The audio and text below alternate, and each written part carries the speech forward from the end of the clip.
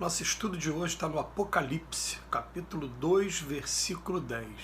Nada temas das coisas que hás de padecer.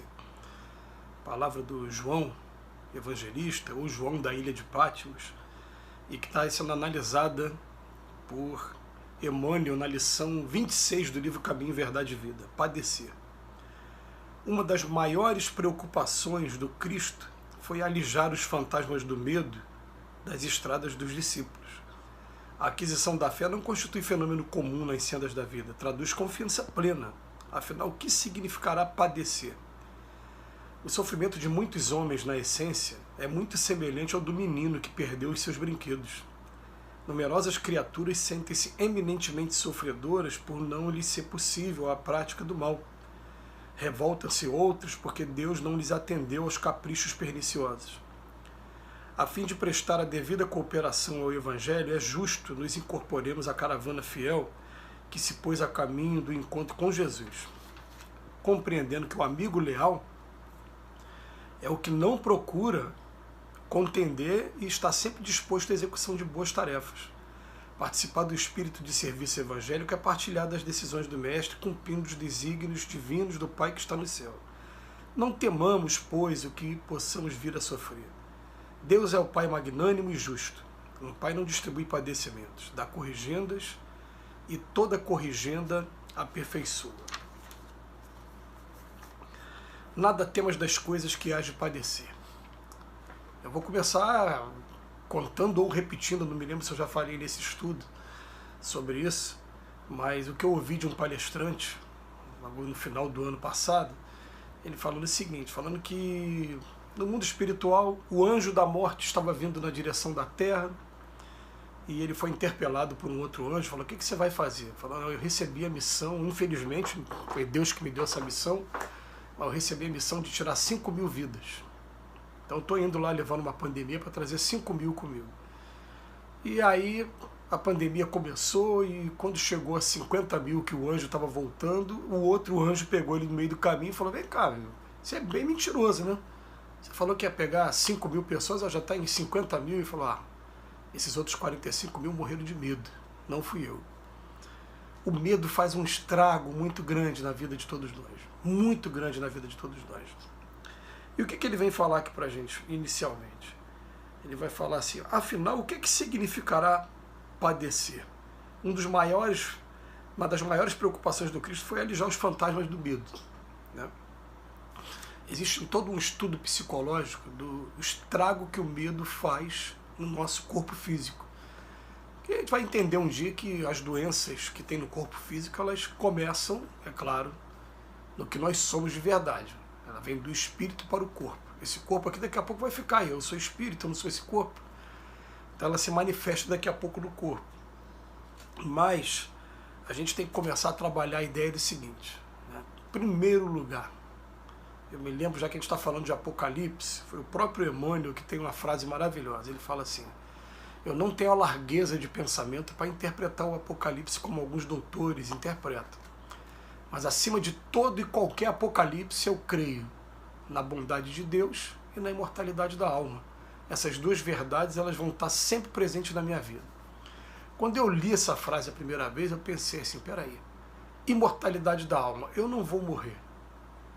Se esse mundo aqui hoje acabar, eu sou espírito, eu não morro. O corpo vai ficar aqui, eu como espírito, eu sou retirado pelo Pai para ir para um outro lugar. Isso já dá uma visão diferente daquela, né, do coitado da pessoa que é materialista, né, que pensa que morreu, acabou tudo. Né? Então, pode acabar esse mundo. E bondade de Deus, o tempo todo coloca para a gente, Deus é o nosso Pai, Ele quer o nosso bem.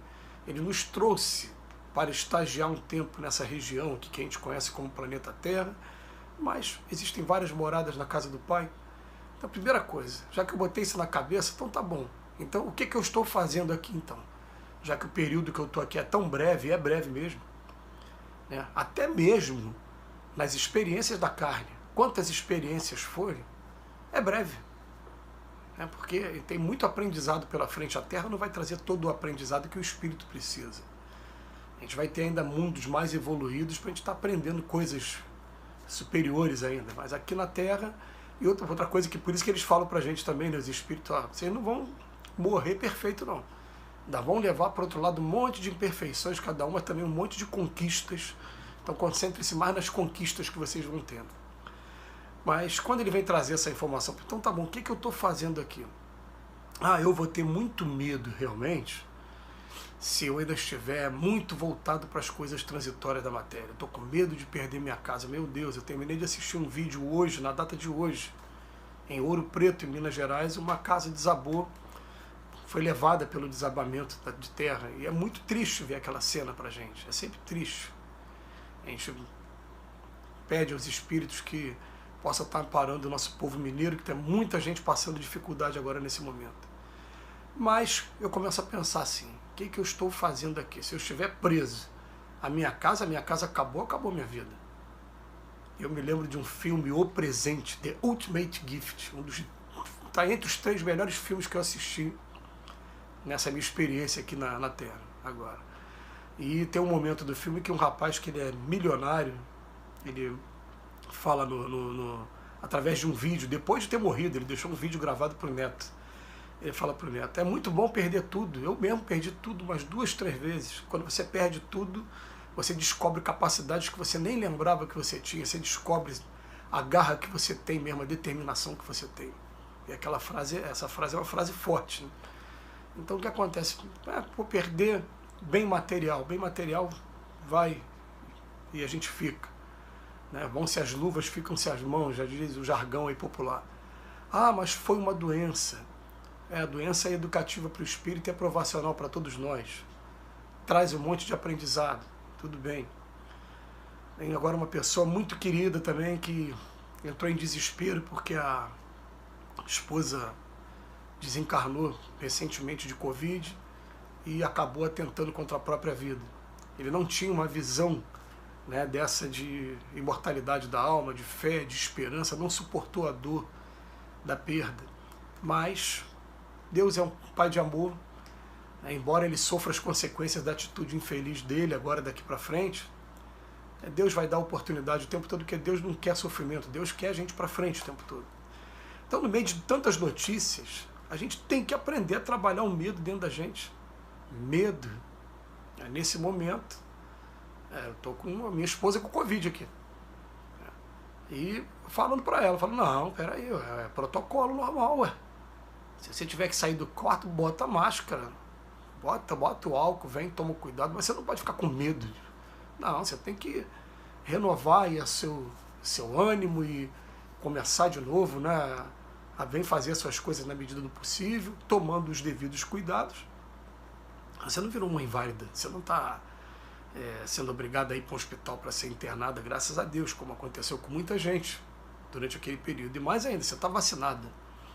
A gente ainda tem uma resistênciazinha, né? As pessoas com medo da vacina, e eu tendo que conversar com algumas pessoas, que em primeiro lugar a gente defende a liberdade de pensamento, cada um tem o direito de ter a opinião que quiser, né?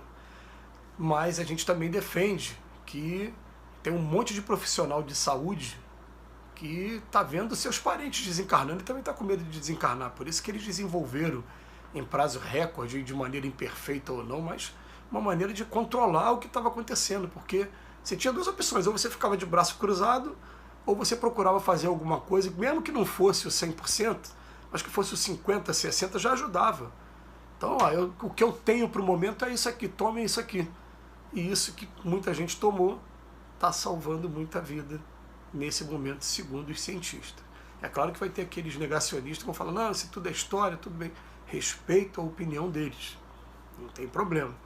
Mas a gente está aqui, não tem que ter medo, porque nós estamos unidos enquanto humanidade, cada um fazendo aquilo que pode, né? Uns através do recurso da medicina, outros através das orações, outros através das atitudes sociais que levantam o ânimo desses trabalhos que a gente faz individuais, que agora os nossos, por exemplo, estão voltando a ser pelo telefonema, não podem mais ser presencial, estão sendo por videoconferência, mas a gente vai fazendo o nosso trabalho sim e continua fazendo o nosso trabalho sempre com Jesus, porque quando a gente tem noção mesmo do Evangelho, não existe mais medo, existe sim pedido de força. Vamos lembrar aqui, né, Jesus falou para ela, afasta de mim esse cálice, mas se é isso que o Senhor deseja, assim vai ser cumprido. Que Jesus nos abençoe hoje e sempre.